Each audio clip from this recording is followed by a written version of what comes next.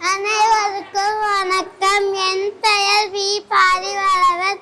நான் 2ஆம் வகுப்பு பயில்கிறேன். திருக்குறளை எழுதியவர் திருவள்ளுவர். அதிகாரம் 40. கல்வி. கற்க கசடற கற்பவை கற்றபின் நிற்க அதற்கு தக. எண்ணென்ப யானை எழுத்தென்ப இவிலெனும் கண்ணென்ப வாழும் உயிர்க்கு. கண்ணுடையார் என்பவர் கற்றார் முகத்தில் என்றும் புண்ணுடைய கல்லாதவர். உப்ப தலைக்குடி உள்ள பிரிதல் அனைத்தே புலவர் தொழில். குடியாரும் இல்லாதோல் கற்றும் கற்ற கடையரே கல்லாதவர். தொட்டனை துரும் மணல் தேனி மாந்தர்க்கு கற்றலை துரும் அறிவு. யாராமல் நாடாமல் ஊராமல் என்வருவன் சாந்தனையும் கல்லாத வாறு.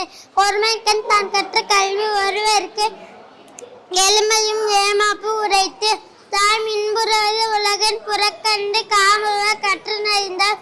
தேடில் விழுசெல்வம் கல்வி ஒருவருக்கு மாடல்ல மற்றையவை வான் சிறப்பு.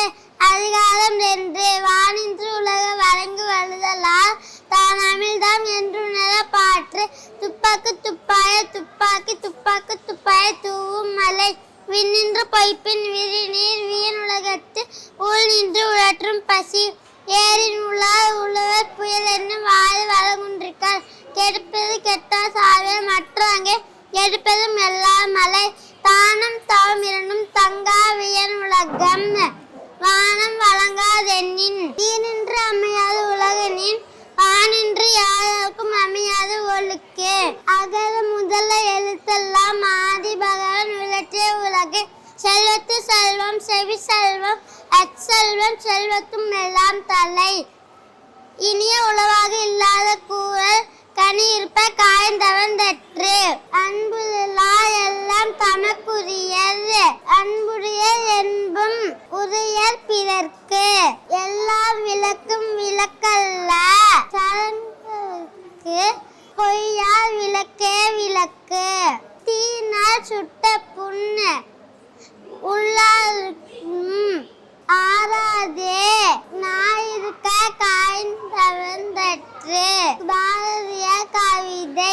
தேடி சோறு நினைந்தின்று பல சின்னஞ்சிறு கதைகள் பேசி மனம்பாடி துன்பம் மிக உழன்று பிறர் வாழ பல செயல்கள் செய்து அதை கூடி கிள பருவம் மீறி கொடும் கூற்றுக்கிடையென பின்னாயும் பல வேடிக்கை மனிதரை போல நான் வீழ்வேன் என்று நினைத்தாயும். நன்றி.